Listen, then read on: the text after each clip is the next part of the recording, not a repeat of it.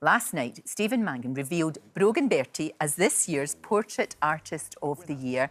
And as winner, his first commission was to make a portrait of me. We're going to be meeting the gorgeous Brogan, so talented, a wee bit later on. But first, I wanted to talk to Stephen about his return to our screens this Christmas in the legal drama, The Split.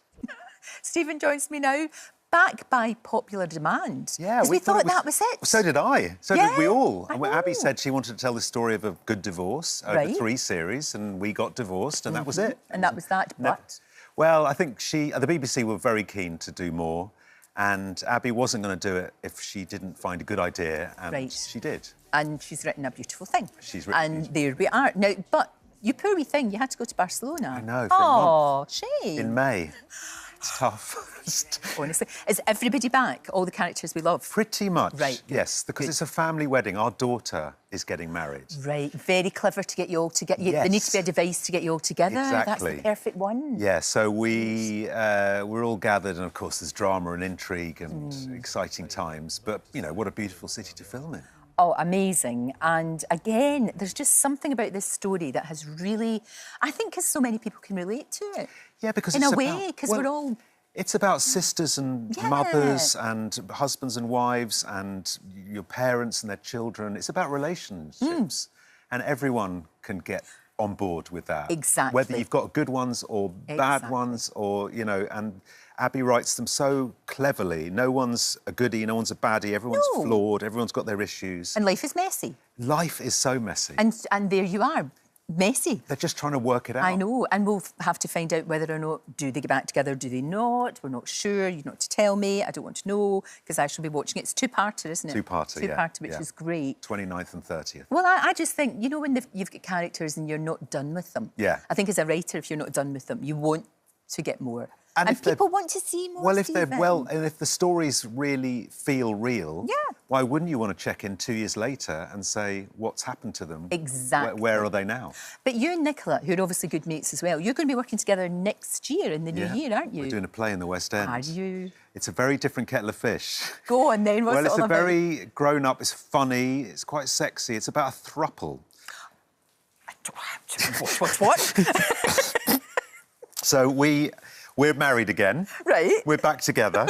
But our marriage is a little bit stale, a little bit off the boil. Oh, I see. And she meets another woman, and it's like, is that a good idea or not? See, I find that fascinating because when you actually start thinking about it, the ramifications for a relationship are huge. They're enormous. Yeah.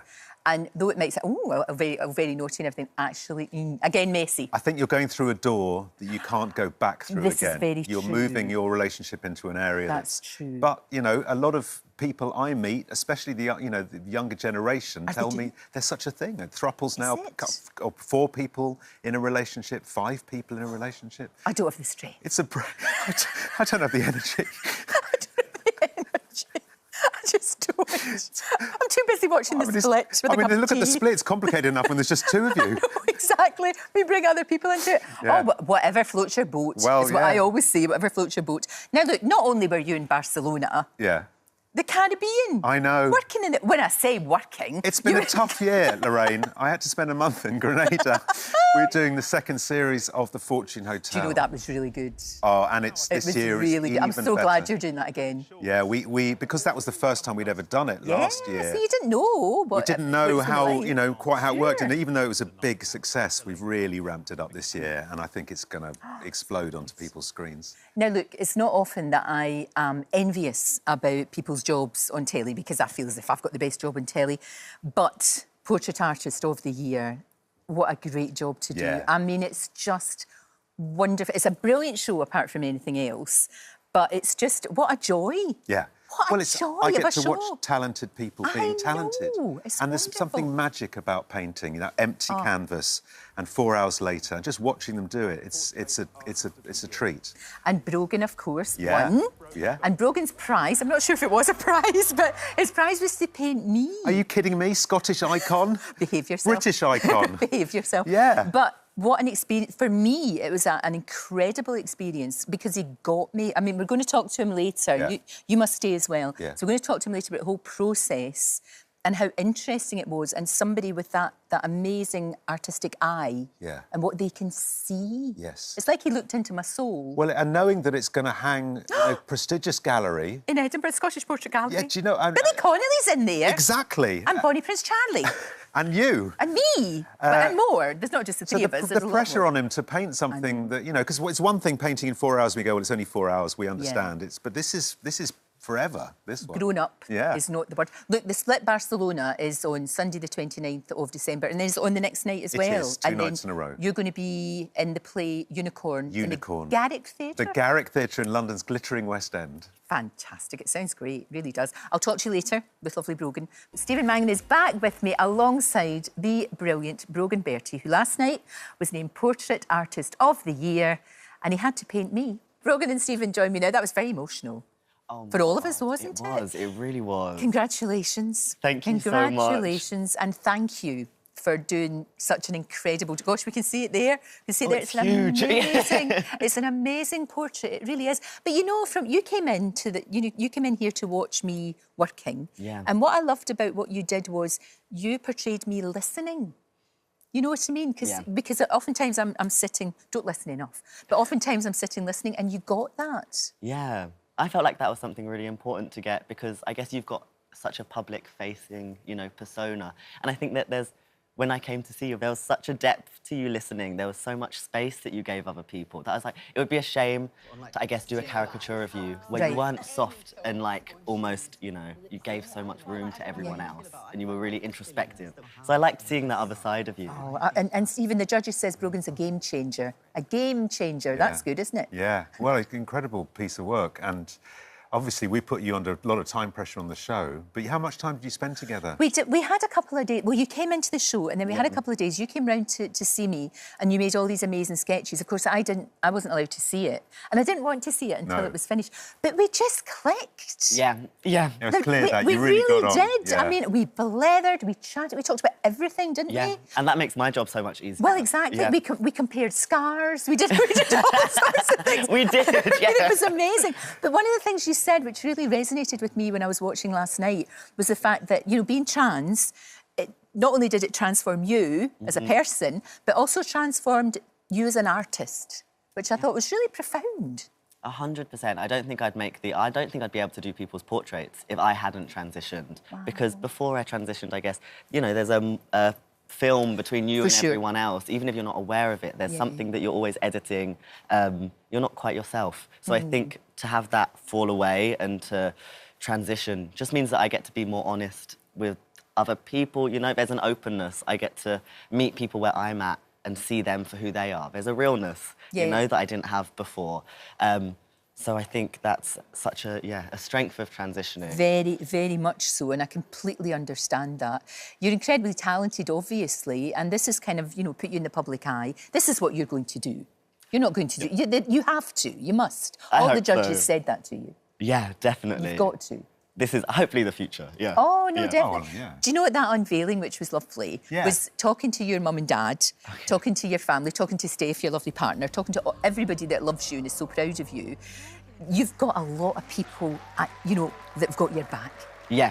You know? Yeah, and I feel it. I feel it. I've needed to feel it in this whole process. It's been, and like Steph has come to all of the heats and everything. Yeah. My parents have come to the heats. That's I think because they're intense. Sure. Well, that moment there we watched. I mean, for both of you. Oh, you know, you hadn't seen it. I hadn't seen it. I honestly had no idea what to expect. And you get no chance to sort of come to look at it and watch it in private. You know, it's all very public, and you're there revealing all this work. It must make you feel very vulnerable. Yeah. Oh, definitely. But then I loved having it there. I loved being that reveal because it's like that was made to be in front of people, and then my nerves were about you seeing it, and about it being something that you, because I could stand by everything. If everyone else hated it, I'd stand by it. Of course. But if you liked it, oh no!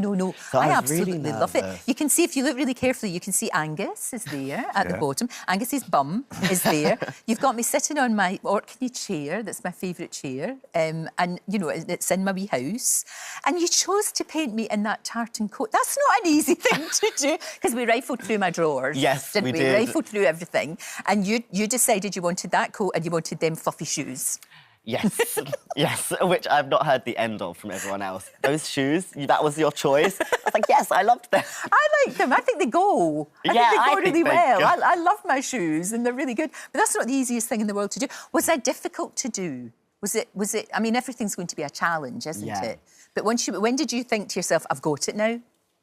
I think I had a lot of wobbles. I think if I'm doing a 4-hour portrait, then my window for freaking out is probably 10 minutes. But if I spend 3 weeks on this, the window for freaking out is much longer. Right. So that did happen. Right. But that's understandable, though. I think you were quite easy to get, I think, because we did connect in that way. That's so important. I've adopted you. You've got another mum now. I'm a grandmother. And are you going to sneak into the gallery and have a quick look in disguise? Definitely, definitely. I mean, that, for me, I can't... Honestly, thank you so much. The honour of being in the Scottish National Portrait Gallery with Billy Connolly and Bonnie Prince Charlie and Mary Queen of Scots, I forgot her, is just so overwhelming, actually. I mean, I've had an amazing year, Brogan. It's been an extraordinary year, and this has just been the cherry on top of the icing on top of the cake. You know, it really has. Well, that's what I loved about it, that I could honour that moment that you've had, you know? It was extraordinary. And if you have missed it, you can watch all the episodes of Portrait Artist of the Year on Sky Arts and Now. And if you want to, if you're in Edinburgh, pop in. It's free. Pop in to the Portrait Gallery and have a wee look and let me know what you think. I absolutely love it. I'm so honoured. It's wonderful. Thank you. Thanks a million. Absolutely brilliant. Well, that's a wrap for this video. We hope you enjoyed it. We have all the best moments from the show right here on the channel. And if you like this video, then we think you'll love this one. See you next time.